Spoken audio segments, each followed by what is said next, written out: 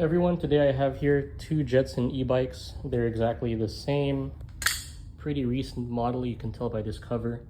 So one thing I find interesting is one of them has an obviously broken throttle. The other one has an obviously broken power button, and here's how I figured it out. So this power button right now is plugged into the other bike, and when I turn the throttle, that's working. So the throttle wire, no, the power wire is a small red and black wire, and it goes into this red, orange, white, gray. So I just took that wire and plugged it in here, and then it worked.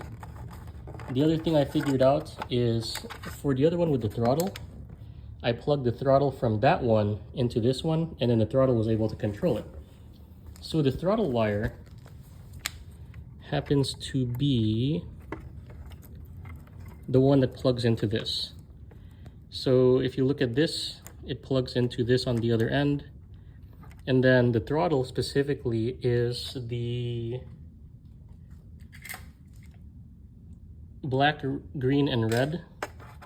So if you get black, green, and red from here, you can just tap into it, and then you can wire a new throttle in, and it should work. So now that given I have two bikes and I'm able to test this, I'm able to tell you that that's the wiring combination. Okay, so if I can recap, there are three wires that come in the side of the bike, plus the brake line.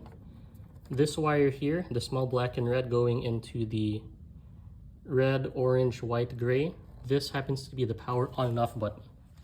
This power on and off button right here.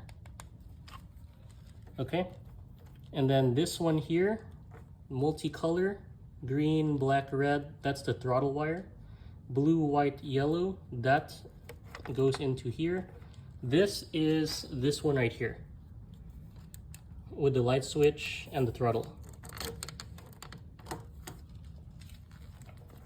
And then the last one here, red and black, that just happens to be the light. The XT60 obviously is the battery, and then this is the battery charge port, which plugs into the other side, which is right here.